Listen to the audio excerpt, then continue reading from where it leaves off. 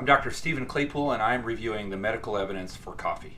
This meta-analysis, published in 2014, analyzed 21 studies, which included almost 1 million people, of which more than 120,000 died over many years. Lifestyle factors were tracked and controlled for, and people that consumed coffee were compared to non-coffee drinkers. Coffee drinkers had a reduction in all-cause mortality. That is, coffee drinkers were less likely to die than non-coffee drinkers. Drinking any amount of coffee was associated with a lower death rate, but maximum reduction in death was noted at 3 to 4 cups of coffee per day. The reduction in death was 16%. This graph shows the relative risk of death versus the amount of coffee consumed. Non-coffee drinkers have a relative risk of 1. As more coffee is consumed, the risk of death goes down, but you can see it plateaus in the range of 2 to 5 cups per day. Does it make sense that coffee consumption is healthful, that it reduces deaths? Coffee has a lot of phytochemicals that interact with the body that we don't fully understand.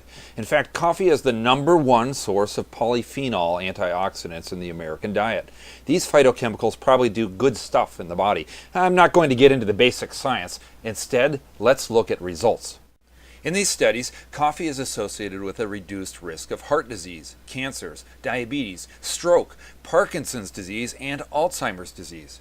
So the reduction in death is likely real. Let's place coffee on our healthful scale of foods. The long version of this video explains that there is a difference in impact in Europe versus the US. International coffee drinkers might expect the health benefit to be here, but for Americans it should be placed here. And now centered for my OCD. Not so fast. What about negative effects from coffee? Caffeine causes the loss of calcium in the urine, possibly increasing the risk of osteoporosis. This meta-analysis of 10 studies suggests that coffee increases the risk of fracture. Each cup of coffee consumed daily is associated with an increase in risk of about 3.5%. So at 4 cups of coffee daily, the long-term risk of fracture will be about 15% higher than non-coffee drinkers. More study is needed in this area, but people at high risk of developing osteoporosis may consider coffee to be an unhealthful choice because of this potentially negative factor. Therefore, coffee is the first food item I've covered that could be considered healthful for most, but harmful for some. So I'll denote that by colorizing part of the icon with a red color. If caffeine causes calcium loss and osteoporosis, is decaf coffee better?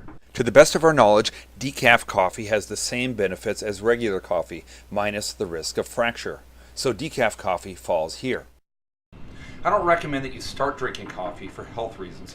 I believe most people only have capacity to change 1 or 2 things in their diet based on health. And if you're going to make a change, I suggest you start by eating more nuts or more fruits and vegetables. But if you enjoy drinking coffee, then don't worry about it. It appears to be healthful. And also, don't worry about how much you drink. Just go for it.